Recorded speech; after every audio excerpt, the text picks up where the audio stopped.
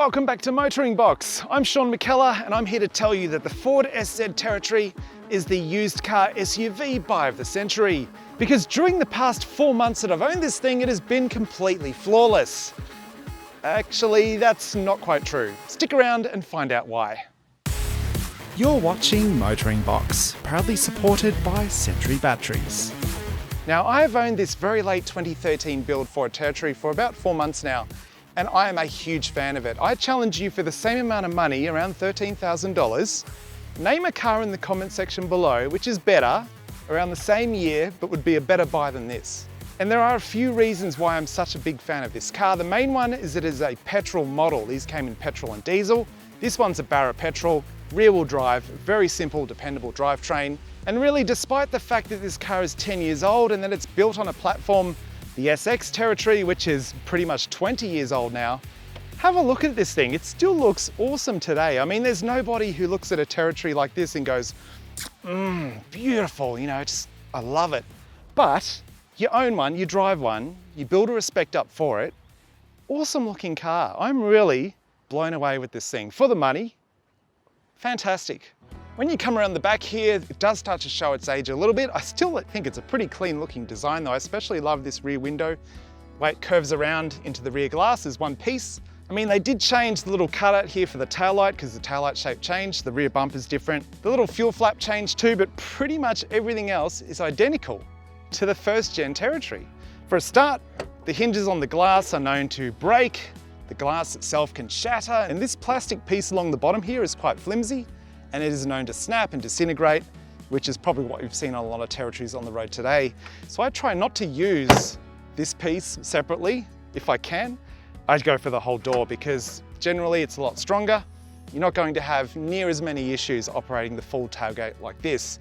Although the hinges at the top here are known to sometimes break because they're not lubricated properly, they sort of rust up and bind over the years. So that is definitely a known cause of failure, and if one of them blows, the whole door goes skew-if, and you have to put duct tape on there to try and stick it down while you fix the hinge. Mine is still pretty good, touch wood, but it's one of the later model Territories ever made. If you've got an early SX or SY, keep an eye on some of this.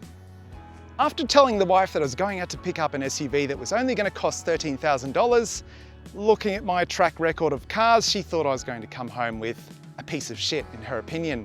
But when this thing rolled into the driveway, her jaw basically dropped and hit the ground because she couldn't believe that for just over $13,000, you could pick up an SUV, a large SUV that'll haul the whole family like this in supreme comfort.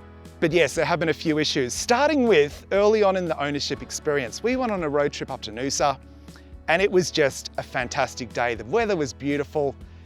Territory was awesome. You know, we had a great trip up in comfort. It was in the middle of summer, so it was so hot. The aircon in this thing, man, it is amazing. But about 5 k's from home, I was driving along in the car. Everyone else was asleep and I was just thinking, man, what a car. You know, to have a family sleeping in the back, everything was quiet. It was beautiful, it was cold, I was comfortable.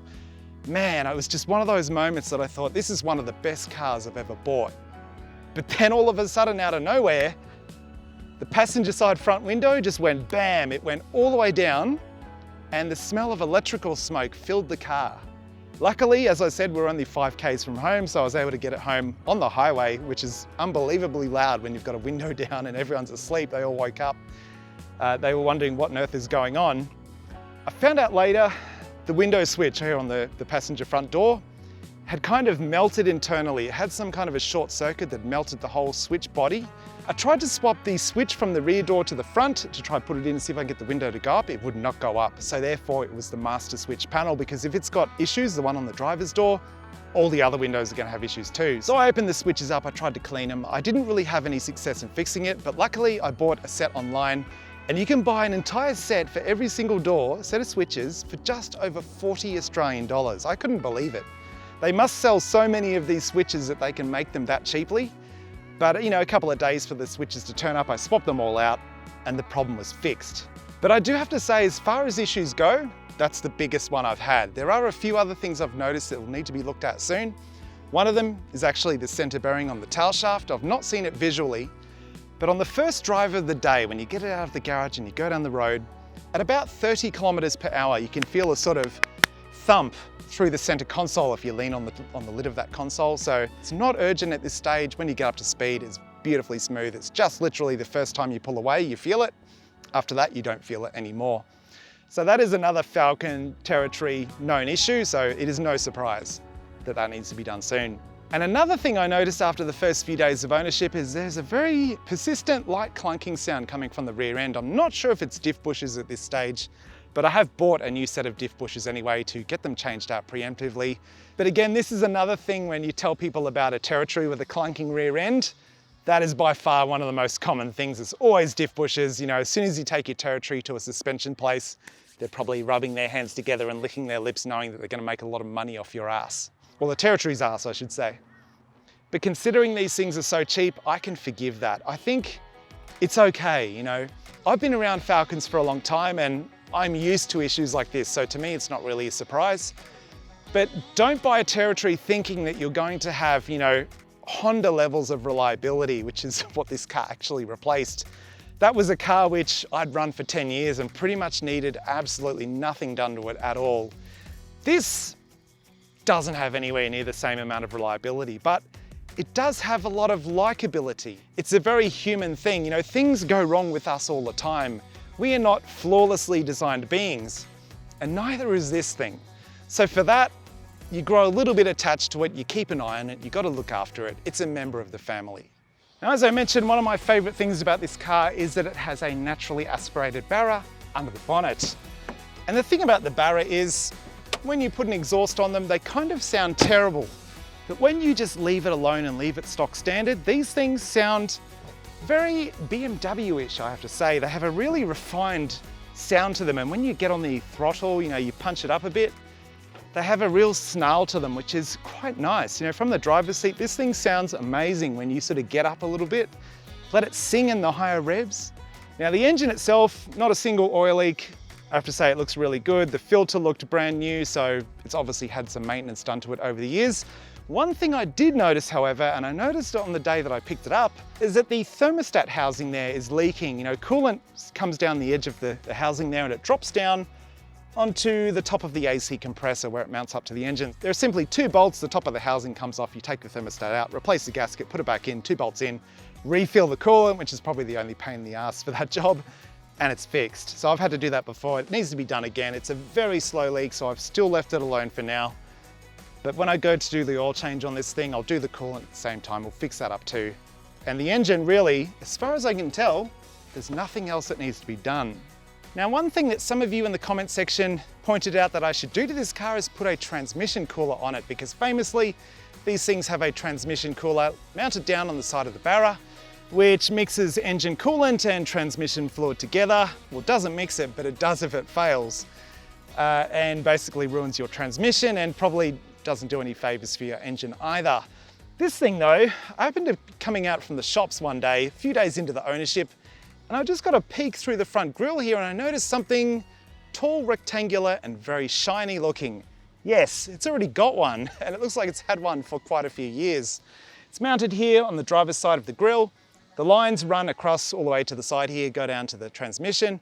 So it's already got a cooler. The ZF is safeguarded. It's not going to have a milkshake anytime soon. It's not going to be ruined. And that's a good thing because those gearboxes are very expensive. I think it's about $6,000 to rebuild one currently. These days, who knows, it's probably gone up. Someone's loved this car and I'm now continuing on with it, looking after it into the years ahead. But let's jump into the car. We'll talk a little bit more about the driving experience and give you some of my thoughts on that too. All right, SZ territory. Current economy, 10.2 litres per 100 kilometres. For a big barge like this with a huge 4-litre Barra petrol engine, I have to say that's pretty good. I mean, it has done a lot of highway driving. It's probably like 60% highway, 40% city or town. You got to put it all in perspective. You know, there are cheaper running cost SUVs out there with smaller 4-cylinder engines, but they're going to be smaller cars, lighter. They're not going to have anywhere near this heft, and if there is something comparable, it's either a diesel or it's going to be way more expensive. So you've saved the money on the purchase price. You're going to have to spend it on the running cost, you know, the maintenance, but also a bit of extra petrol. But I reckon 10.2, this is probably the most economical car I own out of the AU Fairmont to the XR6 Turbo, that thing's pretty thirsty. Even the TJ Magna, they're all 6s. This is a 6 as well, but a much heavier car. It is probably the most economical, and I reckon it's down to that 6-speed ZF. Very smooth, very quiet. I mean, cruising along in supreme comfort. I've turned down the aircon, it's hot here today, but if you put it on auto like this, it just ramps up the fan really quick. It gets the car down. You know, I was worried with such a large interior volume of this car with the wagon body that the aircon might struggle, but man, whatever they did to this car, whatever they did to that aircon system, it is savage, as I said before. That's the only word I can think of to describe it. The temp is just super cold all the time. Temps go right down really quick. Then the fan ramps down nice and quiet and just holds the temp exactly where you set it to. In Queensland, that is a really huge deal. So I'll push it across into performance mode here. I'll see if I can let you hear the engine a little bit. You're probably not going to, just because of the mic being here on me. So I'll go nice and easy around the corner, and then we'll punch it.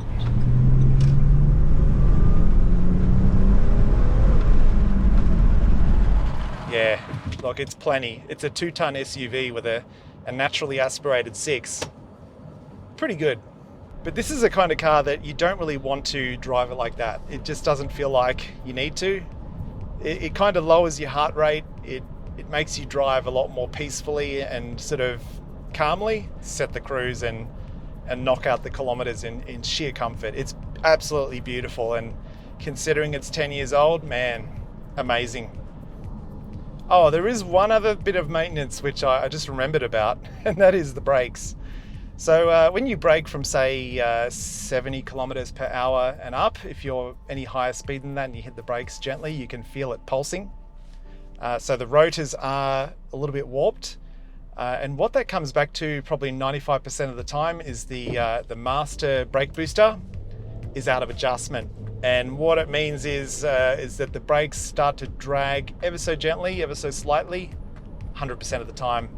So what I'm going to do, you could get them machined and put back on, but what I've done on my other Falcons that had the same problem is you buy a new set of rotors, new pads. The pads on this are a little bit low, so it'll be worth doing that anyway. When those rotors go on, you have to take the master cylinder out of the front of the brake booster, and there's a little nut there that you have to go clockwise, I think it is, about a quarter or half a turn. And that changes where your pedal sits in relation to the brakes. So at the moment, as soon as you put your foot on the pedal, you can feel it braking. So like the brakes are like right there, the pads are right there against the rotor.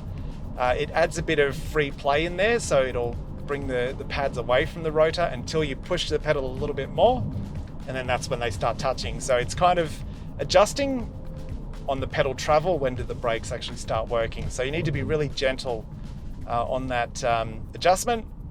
We'll do a video about it too in a month or two's time, just to show you all. It's dead simple, and it just stops you from throwing new rotors at Falcons every year or two because they keep warping them. You know, it's not to do with the weight of the car and the size of the rotor. It's got everything to do with that brake booster adjuster, which is dead simple to do. So this car, you know, I had a family member, my wife, who had to have surgery. When I had to pick her up from the hospital, she had to sit in this front seat with the seat all the way back and also reclined a little bit too. Would you believe the size of this car? You can do that on this and still have room in the back there for the child seat directly behind it. I could not believe it. There's not a lot of cars that would actually have enough room in the back seat to do that. It's crazy. And that's really where the Territory is a winner for me. It's not really so much how it looks on the outside. It's how it is in here, how it feels, you know, how it's been designed. There's been a lot of thought that's gone into the interior, you know, all the storage cubbies. There's storage everywhere you look. Down the side of the seats, in the door pocket, you know, there's cup holders, there's a little bread bin in the middle here, there's a huge center console, and the back seat and the very back just has storage everywhere. It's like the family men at Ford Australia all had input in this car, and it just shows, you know, it's the thing I love about it the most. It's the practicality, the design, the thought in everything. And then you get to how it drives. This thing, man, it drives better than any Falcon I've ever driven. I'm big into ride comfort, and this thing has all of that in spades. It is crazy. The Barra, not a lot goes wrong with them. They sometimes get their little oil leaks and things, and that's just how it goes. You know, it doesn't cost a lot to fix them. Parts are plentiful.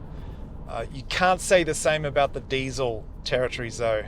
The Land Rover diesel engine, I don't know a lot about them, but from my time in the Territories Owners group on Facebook, they seem to have a lot of things that fail on them that cost a lot of money to fix. So you have to be a pretty dedicated diesel Territory fan to put up with that and to then sing the praise of that. I don't know if it's like the car is so awesome and the driving experience of the diesel is just so good that you can forgive the cost. But I just see what some of those owners are dealing with, and I just think, man, what are you doing? This thing is crazy. So if anything, the nicest thing I can probably say about the diesel is when it works, it must be a pretty amazing engine. You know, I see some pretty amazing fuel economy figures.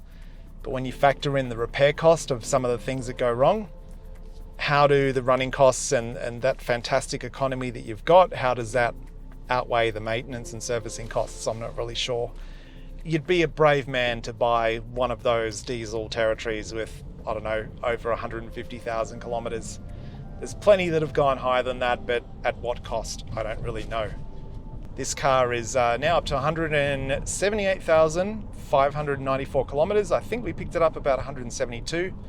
So yeah, it's done about 6,000 Ks, and I have enjoyed every kilometer, apart from the 5 when the window went down, but we won't talk about that. The fact that that issue was fixed so cheaply and so easily is forgivable, I think.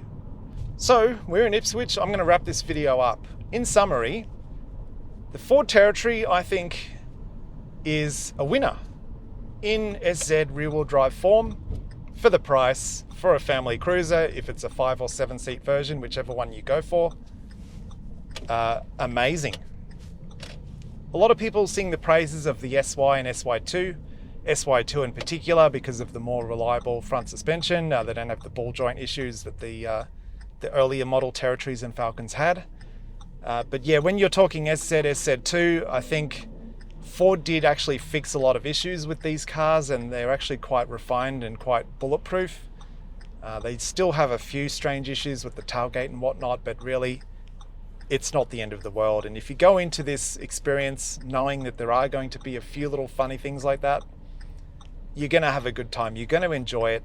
It's a pretty cheap entry-level price to get into as well. There's not a lot to hate about it.